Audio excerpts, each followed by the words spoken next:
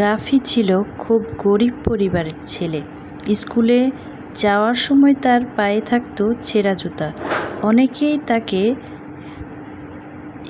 দেখে হাসত, কিন্তু রাফি কখনো নিজের স্বপ্নকে ছোট হতে দেয়নি। প্রতিদিন ভোরে পড়াশোনা করত, তারপর বাবাকে কাজে সাহায্য করত। কষ্ট ছিল, তবুও সে বলতো, আজকের কষ্টই আগামী দিনের শক্তি। বছরের পর বছর পরিশ্রমের পর রাফি সরকারি চাকরি পেল। সেদিন প্রথম বেতন হাতে পেল।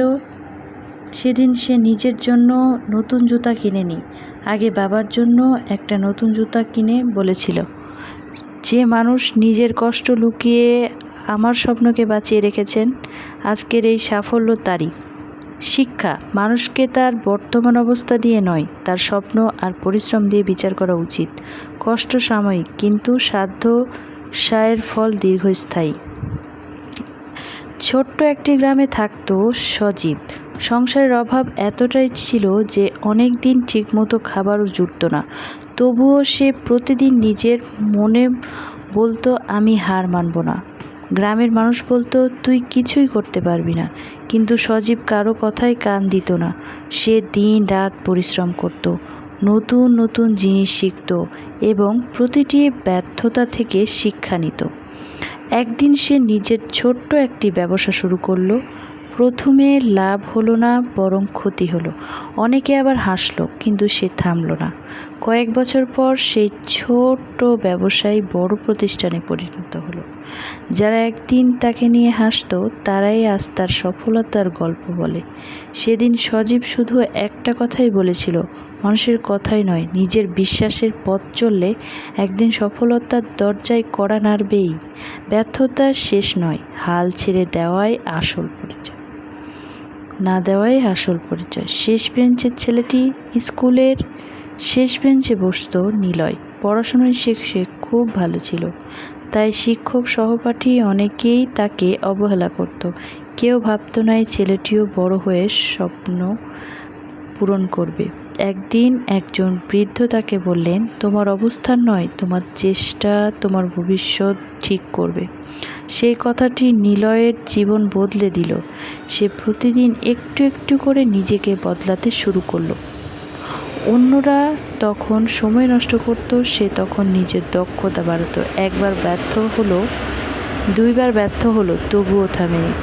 কয়েক বছর পরে সে নিজের পরিশ্রমে সফল হলো। একদিন সেই স্কুলের তাকে প্রধান অতিথি হিসেবে আমন্ত্রণ জানালো।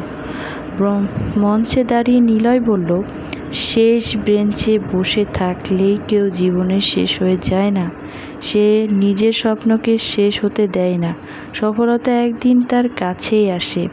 সেদিন সবাই করতালি দিয়েছিল, কারণ তারা বুঝেছিল মানুষকে তার বর্তমান দিয়ে নয়, তার সম্ভাবনা দিয়ে বিচার করা উচিত।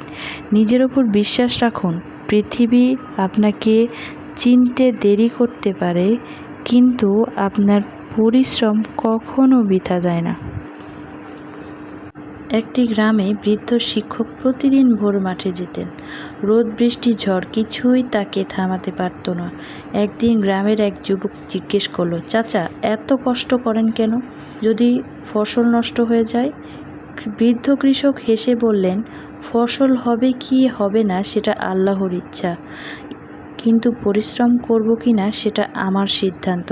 কথাটি যুবকের মনে গভীর দাগ কাটল। সেদিন থেকে সেও অভিযোগ করা ছেড়ে দিল, প্রতিদিন নিজের কাজে মন দিল, নতুন কিছু শিখল, ভুল থেকে শিক্ষা নিল। কয়েক বছর পর সেই যুবক গ্রামের সবচেয়ে সফল মানুষদের একজন হয়ে উঠল। একদিন কেউ তাকে তার সফলতার রহস্য জানতে চাইলে সে বলল, আমি সফল হয়েছি কারণ ফলের অপেক্ষা না করে প্রতিদিন নিজের দায়িত্ব পালন করেছি। কয়েক বছর পর সেই যুবক গ্রামের সবচেয়ে সফল মানুষের একজন হয়ে উঠল। একদিন কেউ তার সফলতার রহস্য জানতে চাইল না সে, আমি সফল হয়েছি কারণ ফলের অপেক্ষা না, প্রতিদিন নিজের দায়িত্ব পালন করেছি। সফল মানুষেরা অজুহাত খোঁজে না, তারা প্রতিদিন নিজের কাজটা সৎভাবে করে যায়। একদিন সেই পরিশ্রমই তাদের সাফল্যের দরজা খুলে দেয়। আপনি চাইলে আমি একটি পুরনো ভাঙা ঘড়ি ঘরের এক কোণে পড়েছিল। কেউ আর তার দিকে তাকাতো না। সবাই ভাবতো এর আর কোনো মূল্য নেই। একদিন ছোট ছেলে ঘড়িটিকে হাতে নিয়ে পরিষ্কার করলো। একজন কারিগরের কাছে নিয়ে গেল। তিনি অনেক যত্ন করে সেটি ঠিক করে দিলেন। কয়েকদিন পর সেই ঘড়ি আবার আগের মতো সময় জানাতে শুরু করলো। ছেলেটি অবাক হয়ে জিজ্ঞেস করলো, এতদিন নষ্ট হচ্ছিল তবু আবার চলতে পারলো কিভাবে? কারিগর মুচকি হেসে বললেন, ভেঙে যাওয়া মানেই শেষ হয়ে যাওয়া নয়। যতক্ষণ ভিতরের শক্তি বেঁচে থাকে ততক্ষণ আবার নতুন করে শুরু করা যায়। সেদিন ছেলেটি বুঝেছিল মানুষের জীবনও এই ঘড়ির মতো। ব্যর্থতা, কষ্ট বা অপমান মানুষকে শেষ করে দেয় না, শেষ করে দেয় শুধু হাল ছেড়ে দেওয়া।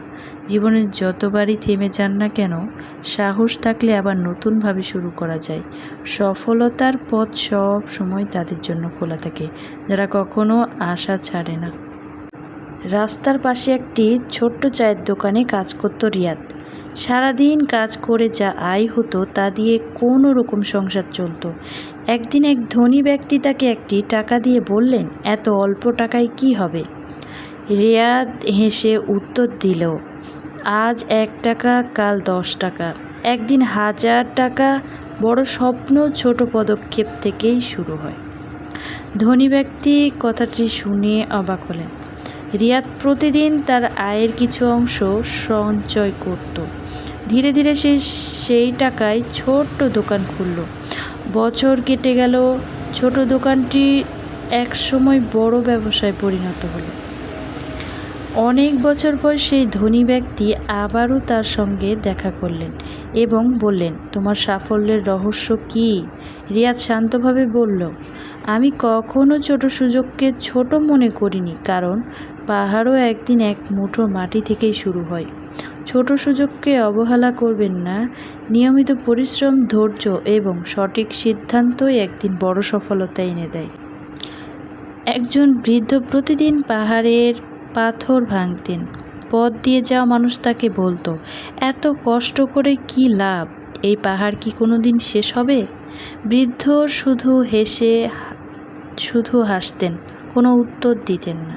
দিন যায়, মাস যায়, বছরও কেটে যায়। একদিন সেই পাহাড়ের মাঝখানে একটি সুন্দর রাস্তা তৈরি হলো। গ্রামের মানুষ সহজে শহরে যেতে শুরু করলো। সবাই অবাক হয়ে দেখলো যে মানুষটিকে তারা একসময় উপহাস করত, তার পরিশ্রমী হাজার মানুষ সহজ করে দিয়েছে।